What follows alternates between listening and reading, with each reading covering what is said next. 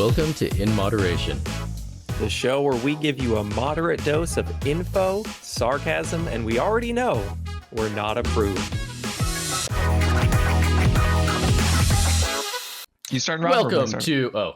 Oh, we were just asking. Welcome to episode 69 again. We were just asking who's going to start. So now we're both going to start. Rob, how you doing? Yeah, we're starting. Yeah, I'm doing better than you because you just ate a bunch of sandpaper noodles. Oh, the Imi ramen. I've talked about this before, but if you're listening first time, like Imi ramen, land, like it's protein fiber ramen. They added too much fiber. Coming from you, fiber boy, it's too much fiber. Get yourself some Chef Wu in the cup. Apparently, they make packages, and that's just dog poop, according to Rob. So.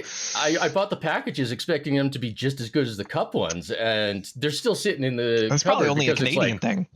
I've never seen them in the packages, but anyway. But it's not just you and I. My plan is to cook them up with some like sauce to cover up the taste. Make it less bad. I like it. But it's not just you and I, Rob. Who did we bring on this time? We brought on Nicole, also known as Feedyourmental. Yeah. Hello, everybody. So you're going to feed our mental. Is that what's going on here? I'm going to try. I like that. Yeah, I'm going to try. That's good. You need things short and sweet, and that's really good. Like you put it on a shirt, like it's something you put on a sticker. I like that. Exactly. Ooh, there you go. Exactly. You have stickers? That's it. I don't, but I like bumper stickers, and there's a part of me that's like, I should just make a there we sticker. go. That'd be super easy. Feedyourmental, put it on a bumper sticker. So easy. I know. I like it. Yeah, with the amount of scratches my car has, cover it up with that. Perfect. There you go. Boom. No problem. Perfect. So tell us a bit about yourself. Okay, so I'm a clinical psychologist. I'm trained in cognitive behavioral therapy, and I specialize in the treatment of anxiety, depression disorders. To be more specific to that, I actually specialize in treating OCD, so obsessive compulsive disorder, and other kinds of compulsive disorders. So I'm in private practice. I have my own private practice, and I see people one-on-one, do individual cognitive behavioral therapy. And now you get 2 nut jobs on a podcast with you. Okay. But listen, here's the good thing about us. We know how little we know, which is awesome. So what we're going to, our plan is because we get asked a lot of, I think I get asked a decent amount between like mental health and diet and food and all these things connected. Yeah. And I'm just like, I don't know. Like, I think when you become like somewhat popular on social media, people assume you know more things, which is unfortunate. So then people think like Liver King knows everything, which is real bad. And then follower count equals IQ. Yeah, right. Or something like I'm like, I don't know. So if we could bring on someone who knows more, that would be super awesome. That would be great. Yes. Yeah, it's true. I think people forget that expertise is so narrow, actually. And it's like, just because you have an advanced degree or something or a lot of knowledge, it doesn't mean that you have all knowledge in the field at all. Exactly. I mean, I'd love to ask you, what do you kind of deal with mostly on like a daily basis, or is it just like everywhere, just in equal parts of like everything, or like are there specific things you deal with more? So at this point, my like typical client or patient is a very anxious, usually a compulsive person, and I love that. So I love treating anyone who has high anxiety. I love that. Any phobias? That's me. Yeah, a lot of people fall into that category. My name's Rob, and I've got high anxiety. Yeah. But I love doing it. I love like treating panic disorder. I love treating phobias, anxiety, all the stuff. I love that. So, I would say that's kind of like my typical presentation, and that's like what I do. Yeah. The amount of followers I have that have depression, anxiety, all of those things, like literally all of them, just shoved into a single person, every single one of them. Yep. Yeah. So I'm kind of curious, like, so you deal with that, and you deal with diet as well in terms of like connected with food, like how, or is it mostly just, I'm just kind of curious, like what exactly you're dealing with. And so the reason why I got curious about the type mental health research is because in 2018, I decided to get certified as a nutritional therapist. And at the time, I thought that was like a legitimate certification. And I didn't know until about a year later that it totally was. And it's I got it through the nutritional therapy. And then so I found out like a year post that this was not really a legitimate certification, or really I had any real knowledge related to doing anything related to nutrition. Okay. And then that's what kind of let me actually start maybe looking into some of the research, because when I was started to become present on social media, I started seeing this conversation about depression and diet. And obviously, Yeah. as someone who treats that, I was like, oh, this is interesting. Let me start looking at this. And then I started making content around that kind of information. Soon after that, I was contacted by the Center for Nutritional Psychology. They're based in Australia. And they started asking me to write a course on like gut microbiome research and depression and anxiety outcomes like that, like what we have there. And so as I was writing the course, all I was doing was reading the available research, and I just became less impressed with everything that I was reading. And so I started noticing how different claims that I was reading online and the information I was reading on social media was in relation to the research that I was actually reading. And so then my content started gearing toward like correcting like the misinformation that I started seeing around these claims, specifically related to diet and depression, diet anxiety. And that's kind of what led me to like continue doing what I'm doing now. Is I just got really curious about it initially, but I kind of went a strange way about it. It was strange. You eventually ended up there, though. Either way, all paths. Yes. So let me ask you then. I'm kind of curious because it seems like you do some like debunking things. Rob and I know a little bit about that sort of stuff. So what are some of the, like the top things you see like over and over? Because I think anyone who does like this debunking stuff, they're like, you're like, oh, this again, God, I don't want to go over this again. Like, what do you kind of see in terms of like mental health and diet that you're just like, you just roll your eyes. You're like, okay, let me go over this again. It's true. There's a lot of repeating patterns. So like, I would say the umbrella is this like natural bias, right? This bias towards natural interventions, heal depression and anxiety, right? And food and diet is under that category, right? It's seen as like a natural intervention.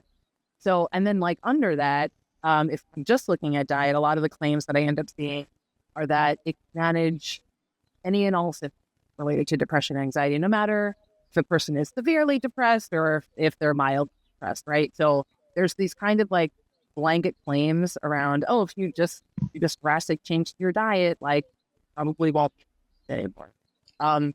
That's just like a very blanket statement that I see repeated all the time. Do you see it a lot with specific interventions that people give, like remove this thing from your diet, or is it just all people like all over the place, like just do this and it'll cure your depression, like that sort of thing? A lot of it I see is from the Mediterranean diet, mostly because of trials. So I don't know if you guys are familiar with that, but that's like one of the most cited trials related in nutritional psychology and nutritional psychiatry research.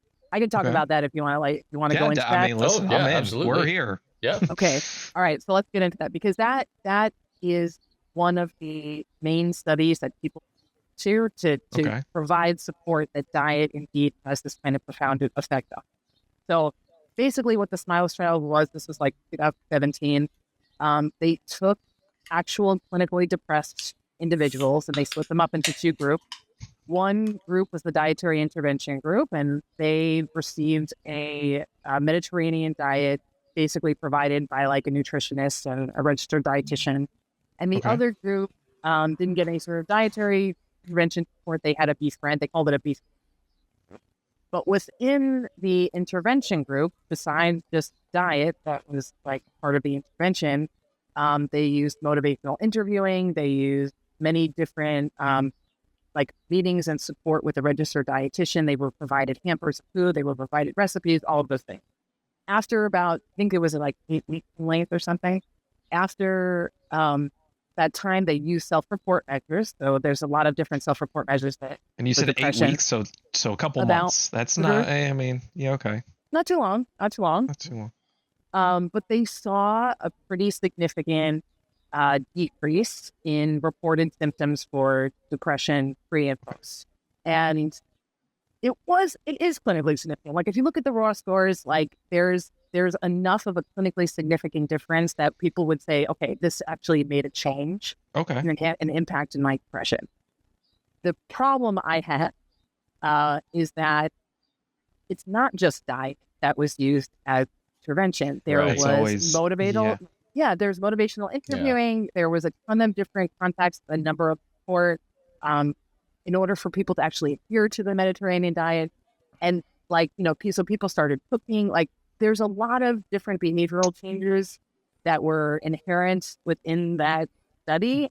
And it's just not accounted for. That's not something that's really talked about as like, hey, there's like also 4 other interventions going on that probably also led to the result we ended up seeing. But that study is used really as the study that suggests, okay, there's a lot of support, for changing your diet to a more Mediterranean style diet, and then actually decrease.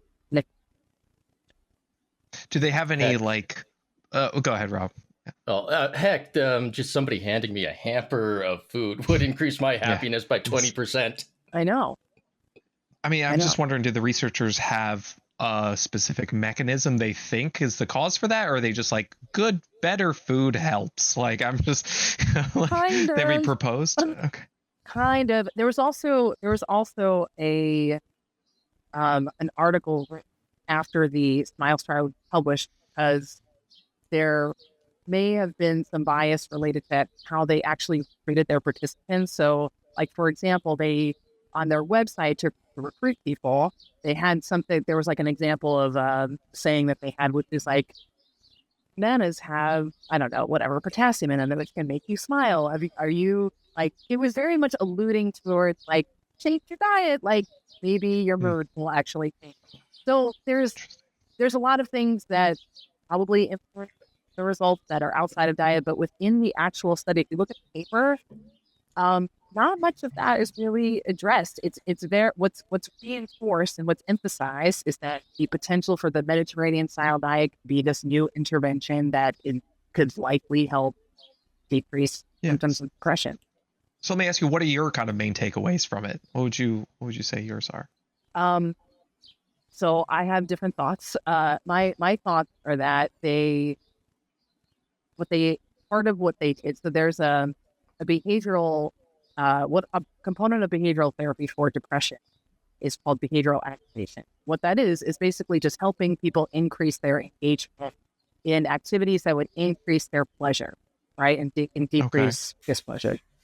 And so, if we take a clinically depressed population, it's hard for depressed people to do most things. Hard for depressed people to, let's say, cook for themselves to like on a regular basis, right? Yeah. So if you're increasing a person's engagement in a healthy behavior, right, outside of just like what they're eating, I think that there's a partial behavioral therapy component that's going on, right? Like you're actually like helping a person engage in a healthful behavior. And so therefore, they're not spending their time, let's say, ruminating. They're not spending their time withdrawing and like being in their room isolated, right? So I think that that's a real component to probably like partially of what's going on. I think there is also a very large support component going on that like in terms of like having the registered dietitian, I think they met a total of 7 times. It may have been about 7 hours throughout the entire study period, which is like a good amount of contact and a good amount of support helping someone like try to adhere to what they know is a specific behavioral goal, right, throughout treatment. So I think that also had something to do with it. Motivational interviewing also within itself is an independent intervention that's often used in therapy, again, to help people increase their engagement, healthful activities. So I think a lot of that stuff counted for a decent portion of what we saw with the results, because if you contrast that study with other prospective cohort studies that look at this relationship between diet and mental health, the effect size that you get from other studies is like 0.02. So like we're getting a small effect, and the Smiles trial reported something like 0.1. I mean, it was like a crazy effect size that you don't normally see.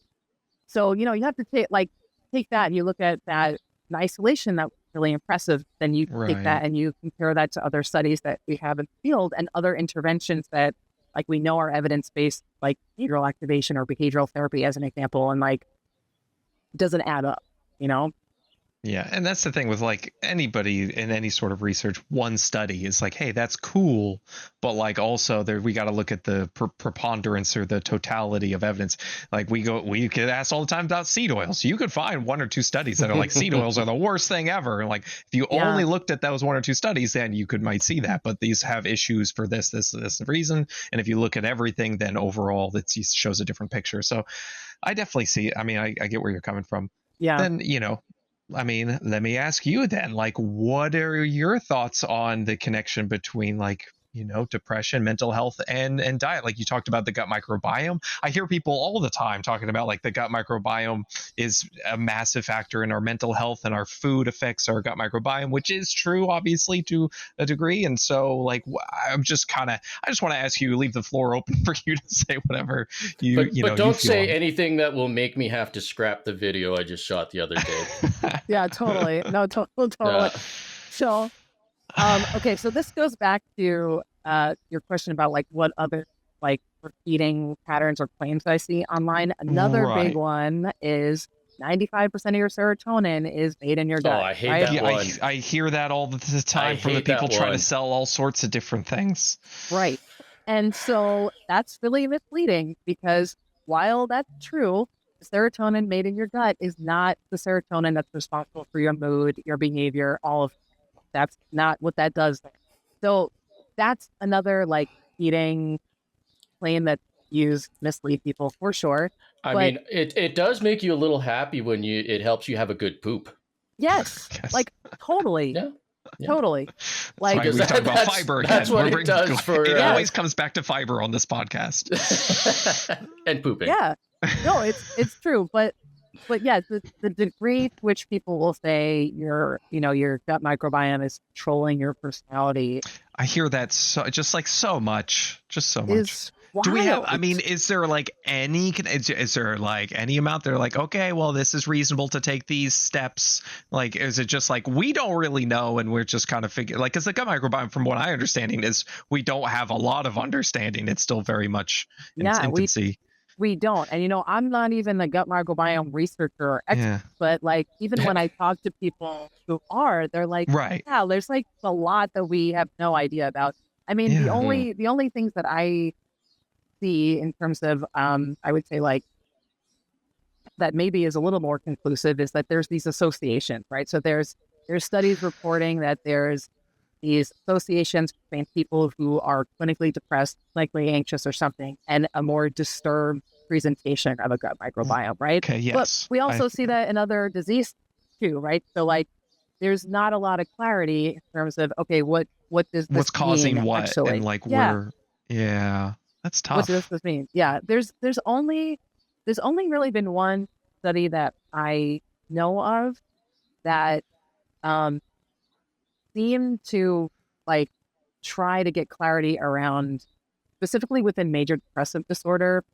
There's a little more of a consistent pattern of disturbance with respect to like I said, the phylum of the microbiome and like genus and whatever. So there's only really been like one study that I saw that seemed to have a little more consistency in terms of like maybe there's something here in terms of like maybe a probiotic can help support thing like that.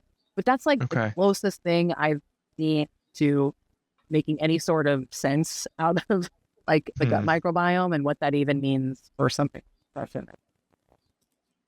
Yeah, that's always tough. So I'm assuming it comes back to a lot of just like kind of the debunking stuff, like the more misconceptions and trying to be like, hey, there's a lot of people making a lot of claims. Do you have any other ones for us? I always love hearing these ones. Like, you got any other misconceptions? Give us some. I want to hear some misconceptions that people say a lot, but you're like, hold on there, as the buddy boy. Okay. There's a lot.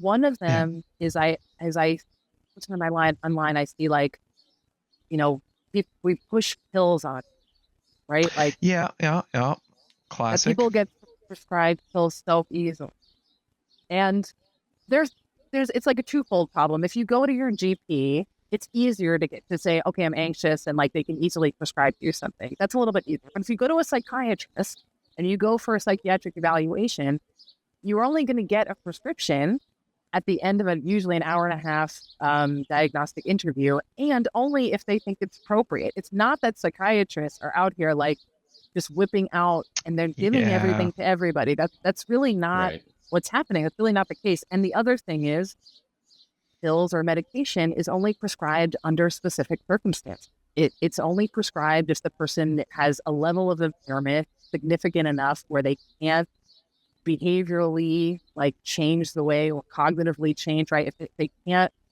improve things in one way, then we're looking at the context, okay, let's look at medication, because people need assistance sometimes when they're severely depressed or they're severely anxious and they can't function at school, they can't function at work. So pills and medication it's under very specific contexts, and that's when it's really being considered. It's not being considered like willy-nilly, and also if you just have a mild symptom. That's not what's being done in actuality. Yeah, I mean, I see that a lot though, because it makes sense. You say like, hey, they're just trying to push pills on you. Here's my different pills.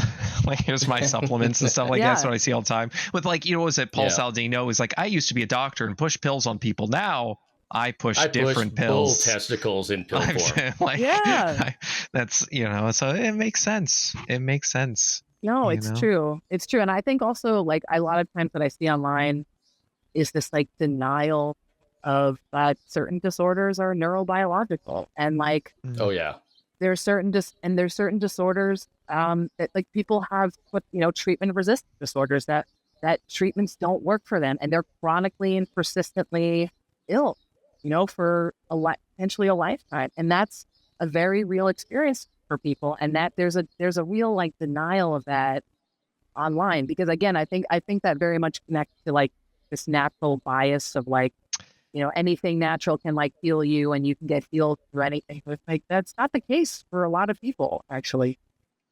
Well, what I love about that is the fallacy that a lot of our medication is just isolated from nature. Right. And we find something in nature, it works, and we turn it into a medication. We isolate it down. That we can control and regulate. We remove impurities. Yeah. Totally. Totally. Another thing to add, just because sometimes this drives me bonkers, is I mean, that's what this podcast is all about. Just like whatever drives you bonkers. That's by all means. So whenever I see claim about like 95% of your serotonin is made in your gut, and then in the same breath someone is saying, but SSRIs are not the answer because you're not SSRI deficient. Okay. Meanwhile, you're talking about the same mechanism, even though you don't really know it. So you're talking about it in two different parts of your body. You know what I'm saying? So like, it doesn't make sense to say that serotonin is responsible for our mood, and then be like, an SSRI doesn't work. That demonstrates your lack of knowledge and like how an SSRI works, or like, So that's one that's like really wild. Right. But but here's the thing: if you know 5% more than the next person, you're the expert, right? That's the thing. Is like if you know these words, you just say them, and you'll get enough people believing you. It's so tough. I mean, I'm sure it's tough to see that, like as doing what you do, and you see that, and you're just like, oh shit, like this again, because I feel that in like nutrition. I'm just so tired. Yeah. It's so true, because then when you work one-on-one with people, like. Yeah, you really know what the struggle is that people go like, and then you see the stupid claims online, and it's evident that the people making these claims like have never worked with anybody. So tell us how you felt about Gary Brecka being on the cover of a psychology magazine. Oh no! Oh, was he? That is my God. I love this so much. I mean, it's awful, but like I have this like love-hate relationship with Gary Brecka, that his information is terrible and he's misleading a lot of people, but he's so good at it. He's so good at what he does. So good at it. He's so good at it. I actually I like to watch his stories a lot, because I'm fascinated by his ability to just bullshit. Like, it's just like, oh, it's so good. it's Yeah. so It's good. so good. He'll and he's good enough to like connect small little things about, you know, whether it's salt or red light therapy or whatever it is, like use these little individual mechanisms and make it all sound. I love him helping out Dana White. That's so amazing. Like that whole thing we've talked about, that is just, I am impressed with his ability to grift. I have respect Yeah. for it in its own very weird way. Yeah, I get it. That did not feel good when I saw that. That did not feel good. That But did not he's a feel human good. biologist, though. Right, He's a totally. self-proclaimed human biologist. And it was just like really crazy. It was like I read the article, and like the crazy part is like in the article it says like, you know, Gary Brecka has these great ideas about oh god, like what to I love do. And then you read it and you're like, okay, cool. So like sleep, diet, literally everything we've been talking about for decades. I mean, But I he's guess that's a calling net it- positive, right? Like that's good if he's. But I mean, it also usually comes with like switch from iodized salt to Himalayan pink salt, That's because you true. eat these. You know, it's all a lot Get of rid that of the stuff too. cyanocobalamin. Oh Yeah. god, that one's so Yeah. good. Yeah. It's all so Yeah. good. I love all of it in its own horrible way. I guess you have to appreciate it in some way, You right? have, Like, you have to appreciate it. Come Yeah. on, like a Ponzi scheme. Do I think a Yeah. Ponzi scheme is good? But I have respect for. I mean, I have this weird respect for people that are able to pull it off. totally. Yeah. No, totally. Mm.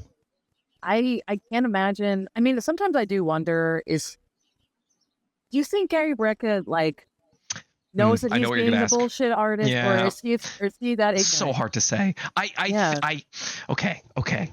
I think for the most part he knows it's bullshit, but like Okay. listen, he smells his own farts for sure. Like Yeah. he's definitely in a little bit in there, but like I am going to say he kind of knows most of this stuff is at least in large nonsense, but he knows he's able to, you know. I just got a clip from like was it Dr. Mike was going over it, and he's talking about red light therapy, and it's so good. He's like, it empowers the mitochondria of the cell, and I'm just like, oh, I just love that because it's so good. I'm sorry, It's so I'm just good. It is. so impressed with Gary Brecka. I'm impressed with his No, scripting totally. ability. I mean, the dude is selling water. Like, Oh yeah. he's No, selling, he's like, got the a stick. special- Oh, man. He's got the like- stick that makes it you know, that changes the structure of water. The Yeah. the Nima, Analema, the Analema, that's it. Analema, that's what it is. Oh, it's so, I love that so much. It's like something you get in like the 1800s, like an old timey guy would show up in your town like, hey, everybody gather around, look at this, and he put a little stick Yeah. in water and people are like, whoa, and then you would pay someone like $5, which is like $1,000 back then, and they'd be like, Yeah. I feel so much better, and then you I sell know a my bunch of next them. AI project. Right. I mean, it's good. It's so good. No, Like, no, totally. Again, I'm impressed. I don't want to talk about my how impressed I feel with Gary Brecka for the rest of the episode here, but let's just leave it. I'm just Yeah. gonna leave it there. I'm gonna leave it there. Yeah. No, that wasn't fun. That wasn't great. Psychology Today has not responded to me, so God. I don't know. Well, okay. Listen, I don't want this all to be a big fucking Debbie Downer here. Okay? So, like, can you give us any, like, you know, just general advice for people who are dealing with like I don't know, because I guess all the time, whether it's like all sorts of different mental health disorders and diet, like what can you give us that's just overall just You know what I looked up generally yours good advice? today was laying on the floor. Yes. Yes. No, that I agree. That's a good biohack.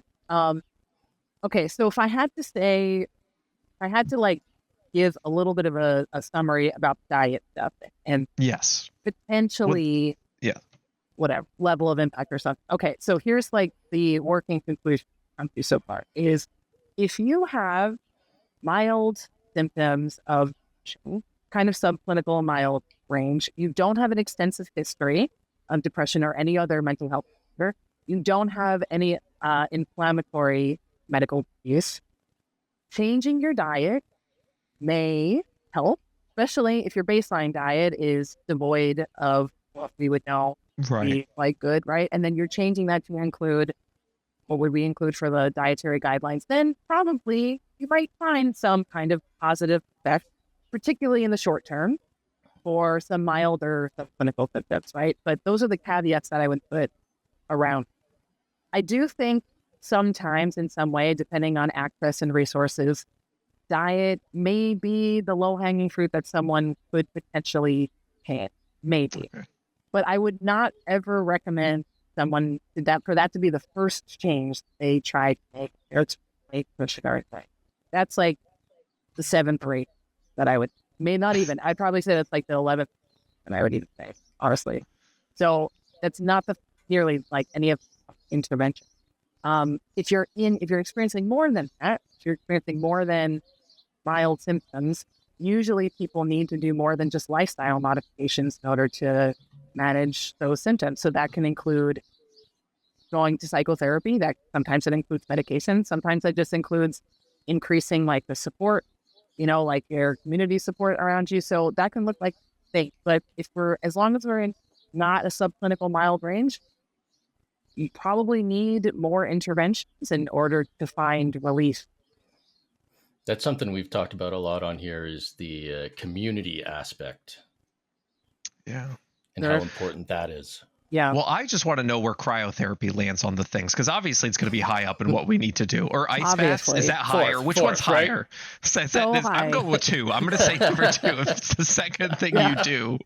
I'm going to say after therapy, that's like the second thing you do. You jump into a tub of ice and you cure your depression. You spend thousands of dollars on a huge tub. Gary Brecka's is $7,000 in case you're curious. Don't ask me how. It's fine. I know that. It's not a big deal. No, there is a discount. I mean, that sounds like a steal. $6,995. As far as I'm aware, no, I don't think he does sign it, but it's $6,995. Yeah. So that, we'll put that way away. Also, way away. Also, yeah. Oh, I don't know. Okay, more importantly, where on the list does having a bowl of your favorite cereal land? It feels like it's pretty high. That I'm gonna say that is high. Actually, I'm gonna say that is, especially if you have really positive association with that cereal. I'm gonna say that that's pretty high on the list. Yeah. But it's full of sugar and seed oils, and how could you eat it? It's gonna poison you. Not if you get 7 Sundays. That's Bobby approved. That one doesn't have seed oils. You should get that one. Oh man, I'll tell you. Yes, he's an investor, but so whatever. Much better if I start the day with either a good bowl of like mini wheats. I like the high sugar, or not high sugar, high fiber that aren't just compressed psyllium husk. Yeah. So like mini wheats and raisin bran, something like that. Ooh, raisin bran's good. Or some French toast. Nicole, what's your favorite cereal? One of those, that's what we're turning into. My day is going to be awesome. Honestly, I think there's so many good cereals. Like, I feel like this is not talked about enough. Like, I could either do, like, I love Honey Nut Cheerios. I just think a base point. Classy, yeah. But I also love Life cereal. I think Life cereal is amazing. I just bought 5 boxes for my wife. If you bought 5, it was on sale, and I bought 5 of them. I was like, here you go, honey. Cinnamon. It was Cinnamon Life. It was Cinnamon Life. They're delicious. Nice. They're so good. They're so good. And then, like, I mean, there's a lot of cereal I haven't had a long time, but I used to love Pops, and I used to love. Pops. Do they even make that anymore? They do make it. It's just not. People aren't really like in love with Pops as much as I think they used to be. Sorry, not as sugary as like the other one. Lucky Charms was good. Lucky Charms is okay. I'll tell you the best cereal though. And objectively, it's the best cereal. And I don't even eat it that often. I usually go with mini wheats because I really like them, and I'm getting fiber.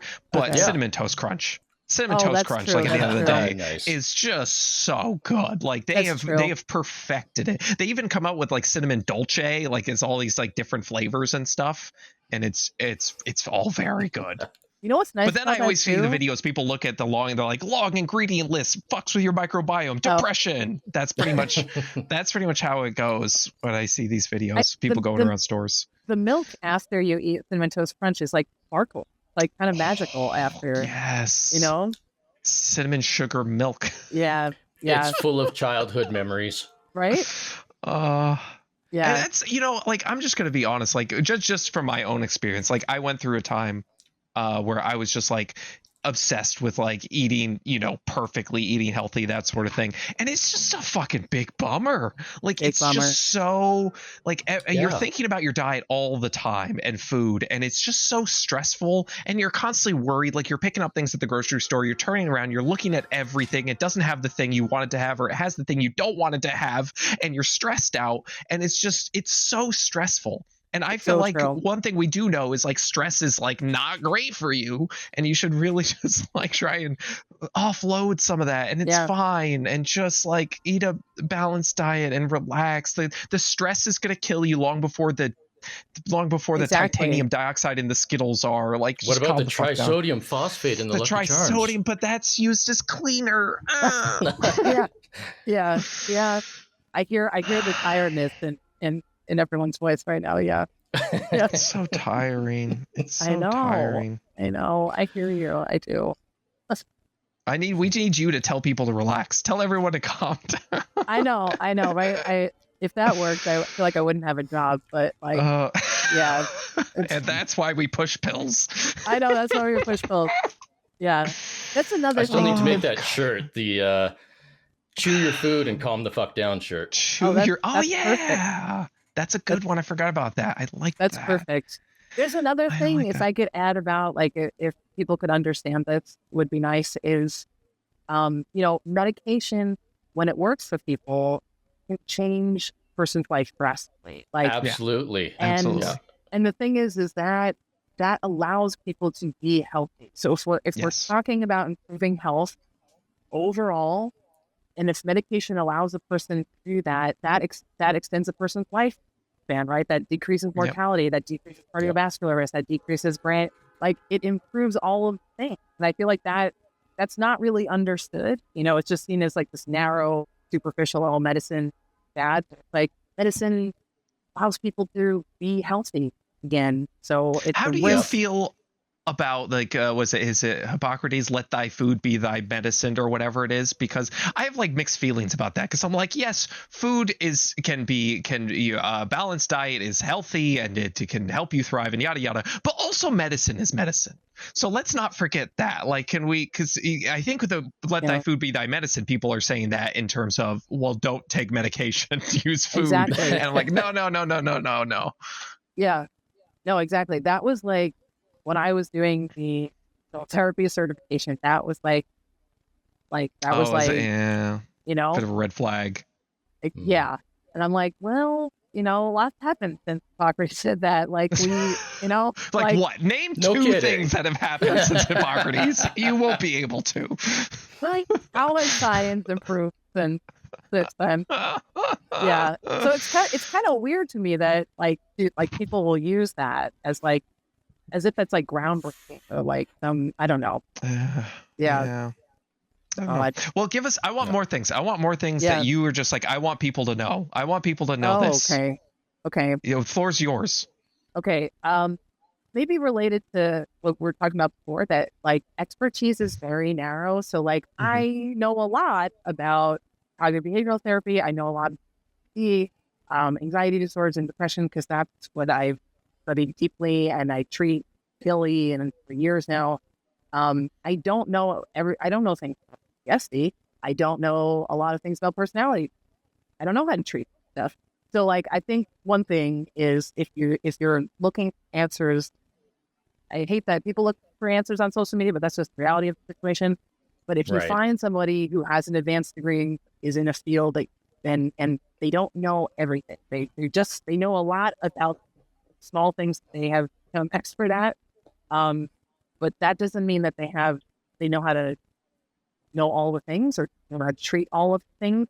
Because a lot of times, I don't know if you guys get this, but a lot of times I get DM about like, what about this? Does this mean this or whatever? Yeah, all the time. And I'm like, I don't know. Like, you're asking about, like, I have this very rare disease which causes this. Could my diet help with this? I'm like, I couldn't even begin to start here. Like, I'm sorry.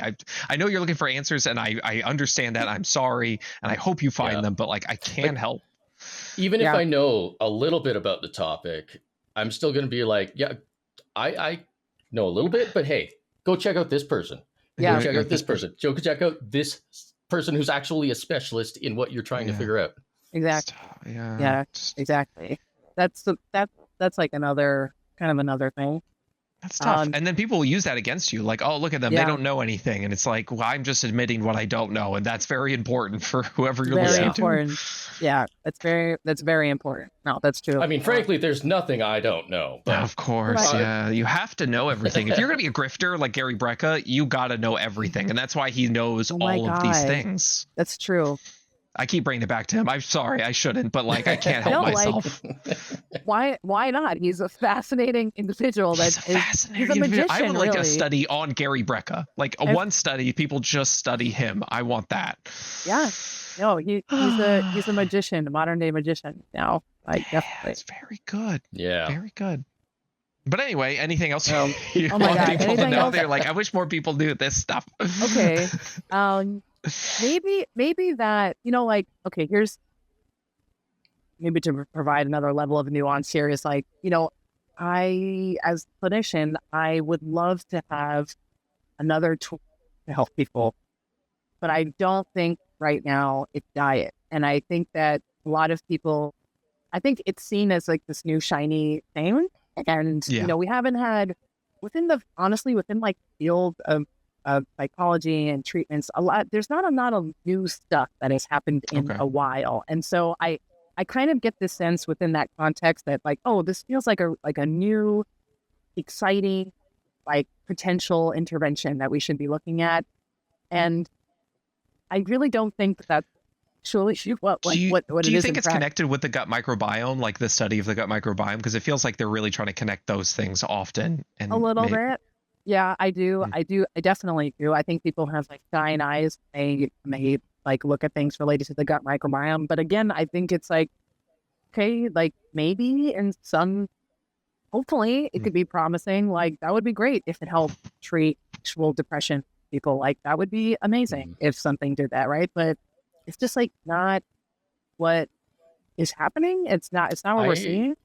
I know anecdotally for me, having tried eating as a way of coping and everything, and having tried, I have, for everybody listening, I have absolutely gone into the fell for the you need to eat this way, blah blah blah, and tried that and tried this. I found that often it was reverse causational. I was eating bad because I was depressed. It's not that I was depressed because I was eating bad. Yeah. And like, it's totally medication that has absolutely helped me. Yeah. And like, that's one of my main messages to people, I hope that comes across, is that that's totally fine. There's like literally nothing wrong with that. That should be normalized very much. That should be celebrated because thank goodness we have medication that can help people. So yeah, I really want that's another main message that I really try to put out there. Yeah, it's so tough because I mean, I talk to people that are like, I don't even want to be on Lipitor. I don't even want to take a cholesterol lowering medication, let alone, this medication. And it's like, listen, I understand you want everybody. There's not everybody, but like a lot of people want to do things like the like you say, the natural way, kind of the natural fallacy like this. I want to do it on my own. And I'm like, and I think we need to, that's another thing, right? Like that we need to get away from that. Like, oh, it's a crutch for medications, like a crutch or something like that. Yes. It's kind of tough to hear that from people. I know that thought all too well. Yeah. And you know what? So when this comes up in session with people, like people are afraid. I think this is a very common thought of that. If I take medication, does that mean that takes care of everything? And my answer is always like, no, not at all. What medication does is lowers the intensity, it lowers the volume. You still have to do work, in order to manage certain thoughts, manage certain feelings, like manage certain behaviors. You're still doing the work as an individual. The medication is just making it more manageable for you to actually do the stuff. So and we're seeing that with like Wegovy and stuff like that. We're seeing like people these drugs people are taking for weight loss. They're like, oh, you just did that, and it's like, well, this is something that can help people, but there's still work that has to be done. I think one of the biggest turning points for me was when I first got diagnosed with everything.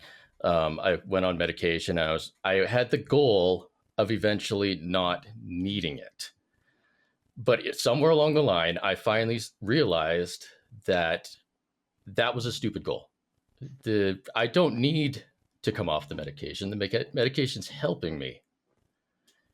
The goal should be to live my best life. Yeah. And if that includes the medication, then it includes the medication. Yeah. Yep. Yeah.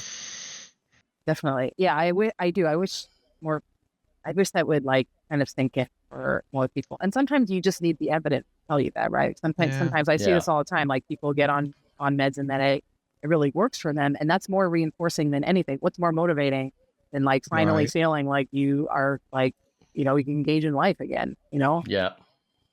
It's just so enticing to get someone saying like, oh, just switch this out for this and that'll do it. Like that is just an enticing idea, right? Like, all this whole time, all I had to do was drink raw milk instead of pasteurized. Boom, I'm in, Totally.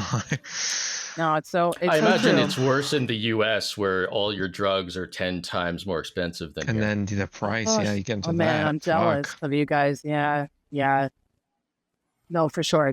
It's kind of a mess over here in a lot of ways. But in a lot of ways. In a lot of ways. So we don't have to say. But yeah, that part definitely messy. And that creates more distrust in big pharma, fucking whatever it is, it just creates more of this area for people to go, oh, well then this is why. And yeah.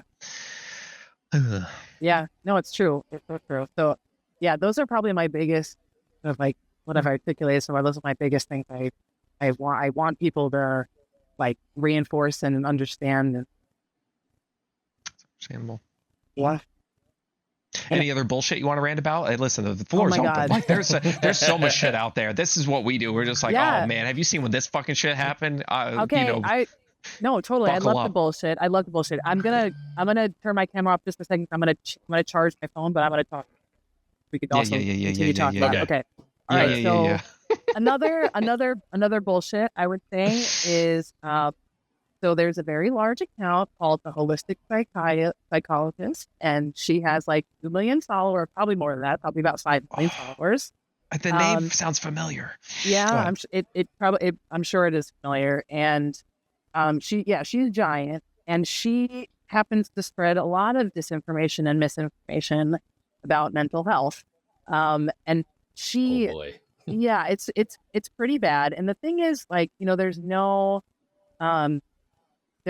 like repercussions for any of this stuff right now, right? There's like a very big gap right now that exists between like, I'm a licensed professional, so technically people can like report me if I am, spreading misinformation or something, and like that's fair. But for other people who are not, and let's say who've gone like kind of rogue a little bit, there's really no repercussion at all. So like there's specific accounts that are pretty large that are there. Medical they use the term exactly, although they'll use the term psychologist, they'll use the term psychiatrist. Technically, like that was their degree, but now they're on like a rogue path, and so they'll kind of abuse the title and the degree to then say, oh, like I was within the system, but now I'm out of the system. This is all the stuff that I know. You see that in every field. It doesn't matter what field it is. You're going to find that. I took the chartreuse pill. Yeah. Yeah. So that stuff I think is pretty bad. That stuff I think is really bad. Anything specific that you see like coming from them that you're like, oh, fuck like, this. So there's actually an excellent, if you guys like, like getting some shit on people, like there's an excellent Vice article about the holistic psychologist that kind of details like a lot of like unethical things that she's done and talked about. But she spreads a lot of like her whole kind of shtick on social media. I mean, she blocked me a long time ago, but her whole shtick is like she'll make these claims and then kind of couch them in like, well, psychotherapy is not the answer, or like, that medication is definitely the answer. Is like she provides she calls this healing circle or something. So she provides this like monthly Healing membership. circle's good. I'm sorry, I'm always interested in the grift. So healing circle's good. I like that. Yeah. I'm And in. I'm in. Go ahead. It's a monthly membership. Again, smart, right? Of course. Like, Of course. Right. Yep. So- No. Yep. where she gives you information about how to heal yourself. That's her whole shtick, right? Okay. So it's a lot of demonizing, like evidence-based interventions and mental health treatment and psychotherapy in particular. And it's very much like, you don't need any of that. The reason why you feel the way you do is because your inner child is wounded. And I'm going to teach you all the ways in order to heal yourself, because you are the healer, right? You're the healer and you know more than anybody else. So it's like, you're That's all smart. like, Give people, say that they're in control. That's smart. I Yep. like that. yeah.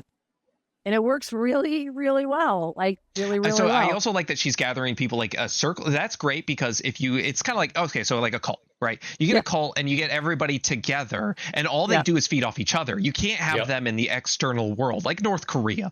Exactly. So he makes it have a North Korea where everyone's just talking to each other. Create the echo chamber. And you create this echo chamber, and then they have a monthly thing, because you don't want just one payment from someone. You want this like, you want long term, monthly payments.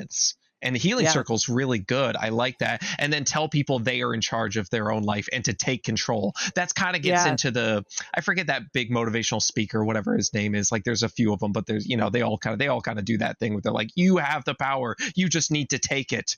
Pay me $2,000, like please. Tony Robbins or something. Yeah. There you go. Tony Robbins. That's who I was thinking of, that sort of thing. Yeah. You combine all these things together. That's really good. It's really good. Really we also good. have we're trying to figure out how to grift also, Grob and I, and we figured out really good with all these things. So we know what to do in the future when we go rogue. Yeah, no, totally. Like it does it. It's very smart, very practical, and it works very, very well. Very, very well. Yeah. So Demonizing outside, demonizing like evidence-based stuff. That's great. Like the status quo. You have to be against the status quo, because who doesn't also love an underdog, right? Like everybody likes an underdog. So if you're always making yourself out to be the underdog, people are going to back you. That's smart. And my favorite thing is also at the end of like all of their posts, it's like, this is not medical advice, consult your doctor. Oh yeah. Good. Yeah. So like the legality of it. So you kind of have to. Ding. Yeah. These statements have not been authorized by, whatever it is. Exactly. So like they seem like they're covering themselves, but appearing to be, an expert in all the things that we're not experts about. So, But you shouldn't even get like, I mean, you can get like a degree in something, but also like you can just do it like some like alternative medicine or whatever. I think that's really smart, because then you don't have to deal with all like, legal stuff, and I could get sued for harming people and like all that. You can just say whatever you want, and you're like, this is different medicine. Exactly. That's the whole Dr. Sebi thing. Where everybody who defends Dr. Sebi always say that he beat the courts when they charged him with medical malpractice.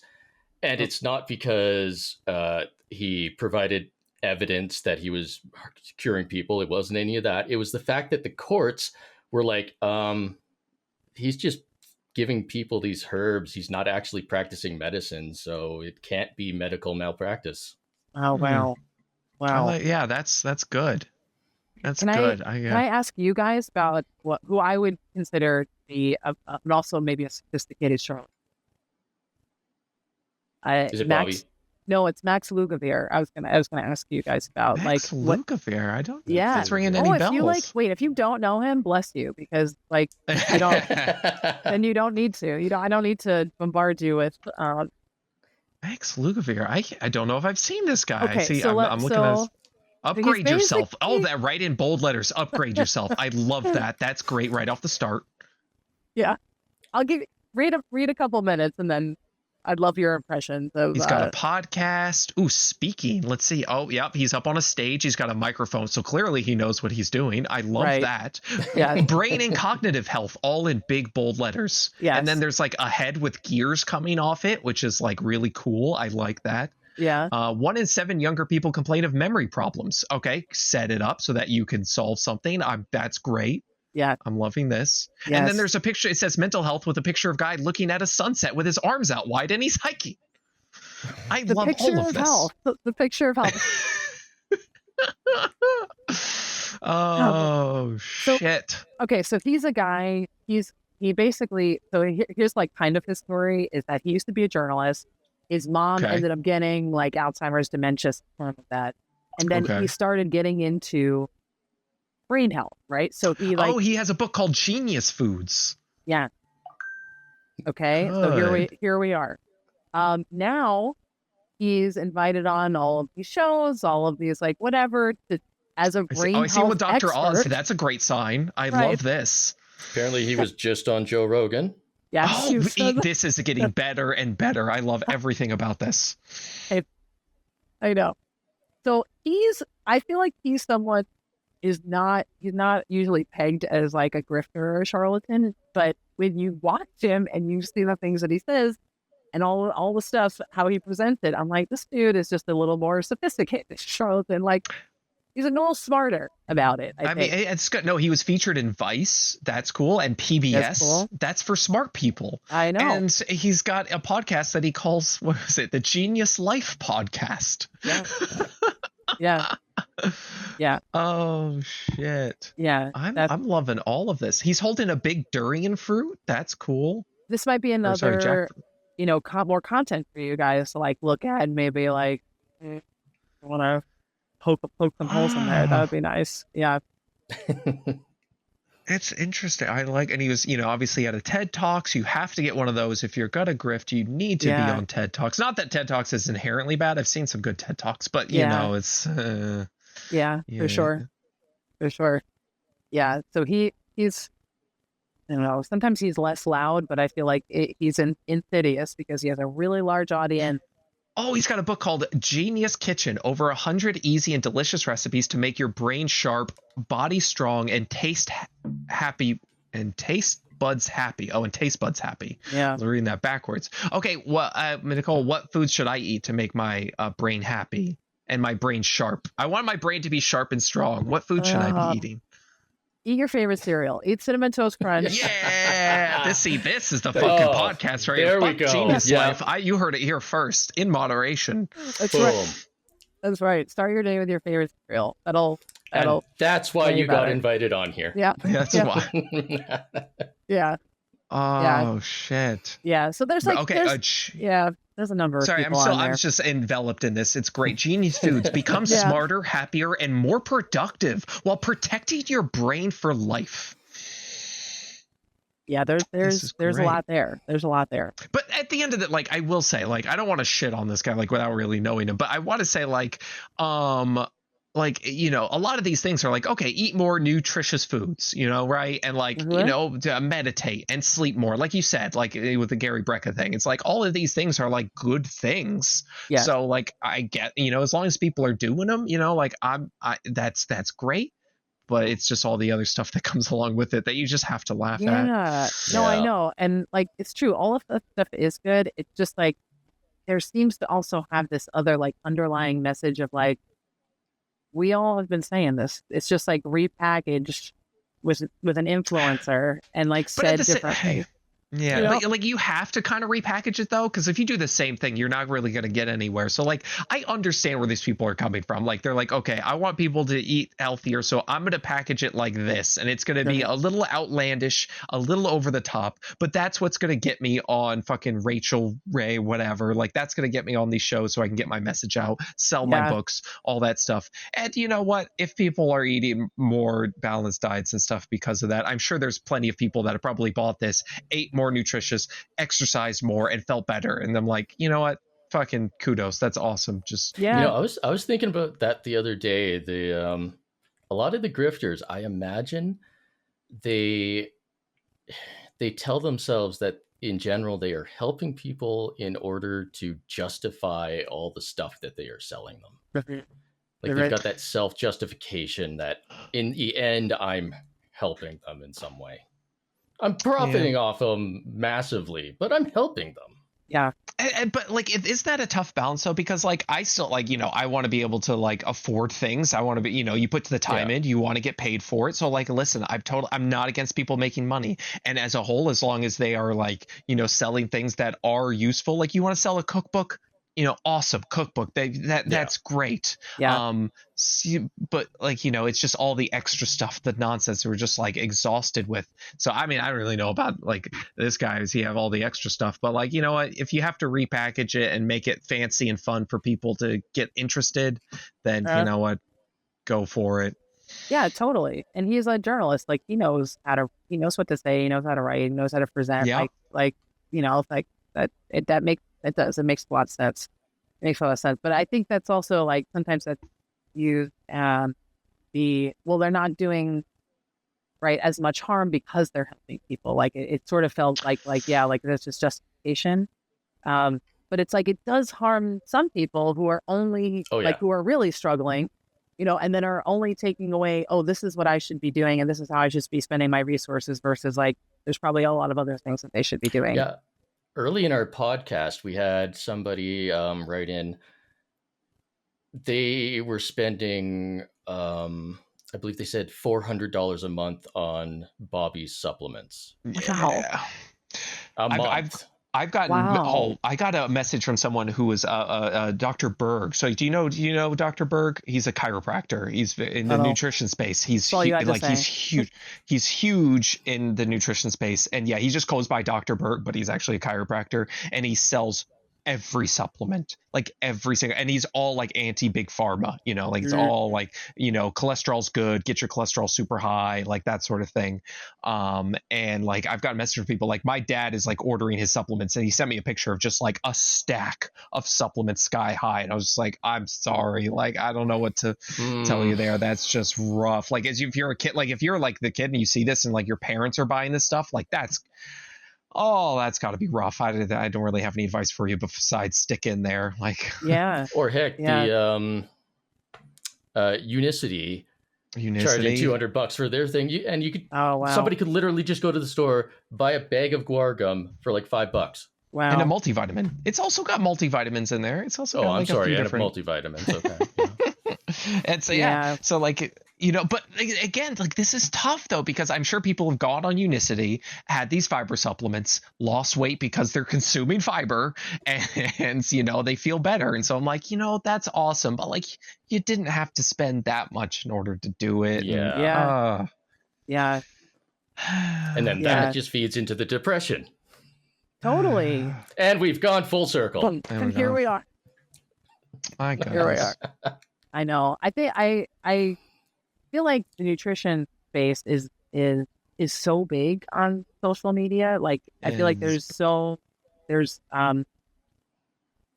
many grifters and there's too many people like trying to make a dollar off of like information, which is crazy. I see a little bit less of that in like mental health just because I think it's operated a little bit differently. But like I definitely see I think the similarities in terms of like there's a lot of repeating the same recycled old claims like over and over again, and then this like push, right? There's always this push of naturalistic, natural holistic interventions, and then this demonization of what we know to be like the basics that actually kind of work for people. Like people, I think that they're really just trying to sell us, something special and unregulated and something that no one else knows about, right? That has like the answer. Because you have to sell something special. You can't sell the same thing. Or what are you gonna do? Like if I got into like fitness now, I'd be like, hey, I'm gonna sell creatine because it's useful. Okay, cool. There's 100,000 other people selling creatine. Like whatever. Like so it's you got to sell something. It's got to be different. You got to at least repackage it. Creatine for women. This is that's been going on recently. Creatine for women because creatine was made by men for men was the ad. And which is hilarious in itself. I could talk for the next 10 minutes just about that statement. Wow. But then she goes on to say, like, you have to buy these, which has, I think it was like BCAAs and like collagen, like 1 and 2 grams of each. Like, that's it. And I was like, this is amazing. Like, it's this, but it was also great because it was the same price as creatine, but they just had you got a smaller amount. So like, look, it's the same price, but less servings, So like, it's great. Perfect. Yeah. Filling a hole. That's what that's what you got to do in order if you want to, make money. So it's gotta put that pink tax on everything. On everything. Put it on everything. Yeah. Yeah. No, but I think, I'm sure, have you done an episode on Gary Brecka? Because I'm sure you could, like, if people would really be interested in that, I feel like. I've done several videos on Gary Brecka, and I always get people pissed off. They're like, Oh. he's helped me so much. And I'm like, did you exercise more? Did you eat more nutritious foods? Did you sleep more?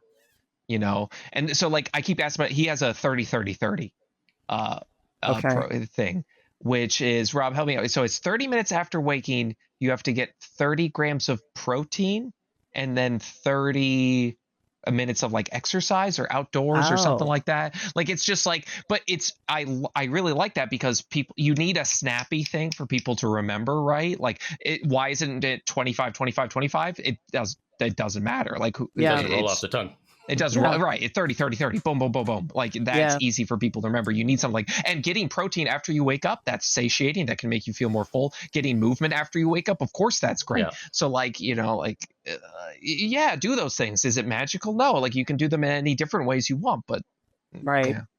But we have to call it biohacking because. And then you say you're a human biologist and that it's special, and you got it. Like, that's Right. Again, impressed. We really need to make up our own titles and trademark them.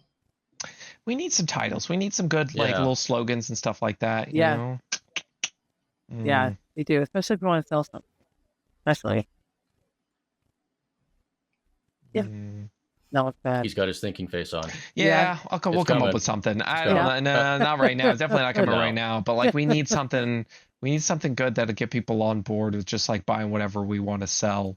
Let's hire Chem Thug. He was really good at that. He was really good. Yeah, we had some like dragon water going and whatnot. Like, it was really good. Because people are selling water that's hydrogenated because water doesn't normally have hydrogen, as you clearly know. Right. So they just add hydrogen to water, and there's like some research showing like maybe it could be beneficial in these small scenarios and stuff. But now you sell it for like $30 a case or whatever, and it's just they just add hydrogen to it, whatever. But we were like, we should do like dragon water or something. Like, we got to name it something cool. Yeah. So yeah. For sure. Or like alpha water, you might get like something about that. I like the alpha because you don't want to be a beta, obviously. No. That's some bullshit. Exactly. I ain't no beta bitch. I'm an alpha. I'm by alpha water. Is it $5 there's a the can? tagline right there. Yeah. I ain't no beta bitch. I buy alpha. Exactly. That's good. That's good. You know that would work in a specific community. This 100% I am putting that work. on a water bottle. I'm going to put that on a water bottle in the store. I ain't no beta bitch. I buy alpha. Yeah. Or I drink alpha. I drink alpha. Yeah. Yeah, that's good. With like your steak, if you get like alpha water and like a steak, and that's like your.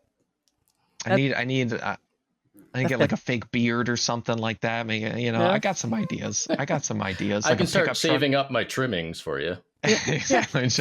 But a big. Oh, I love it. I'm gonna eat off a cutting board, and I'm gonna be I got this shit. Exactly. That's all you need to do, and be shirtless all day. Like, never wear a shirt. Just yell at the camera. Oh man. Yeah. What I'm making this product. I'm sending it to you. And that you're gonna make that video. You're gonna make that video. You're gonna have the cutting board. You're gonna bitch. I drink alpha. Yeah. And then you got the water bottle, and you just boom, and everyone's slam gonna buy it down. Yeah. Everyone's gonna buy it. It is like that. That would do well. That would like 100% do well. But then you could have like a clip of you at the gym drinking water. Yeah. Well, yeah. You got to get some B-roll. Yeah. You're gonna do alpha things while I'm chopping wood randomly for no reason. Right. Exactly. You're wrestling a bear somewhere. Like, I don't know. I'm chopping wood, but without an axe, because that's some beta shit. Standing beside a jacked up truck. Yeah. Oh, okay. Well, we're all gonna go figure out how to grift a little bit more. But Nicole, where can people find you if they want to learn more about this? Sure. Yeah. So I'm on social media and my website. It's all one word: Feedyourmental. Where you can find me. And soon the stickers, right? Soon the stickers. Bumper stickers. There we go. Yeah. And maybe you should do like alpha cereal or something. Don't limit yourself at just water. Like, there may be a market for. I don't know. I feel like alphas don't eat breakfast because they're alpha. They dominate their diet. Oh. And Yeah, no, you got to be hardcore. Dominate your diet. That's a tagline Dominate for your something. diet. I ain't something. no beta We gotta bitch. figure out. I dominate my diet. That would work. And then you just have water, but you have to drink it out of this water bottle or something. I don't know. We got ideas. We'll figure it out. We'll figure it out. Yeah, you will. You'll We are going to be figure it the out. best grifters Dominate your diet.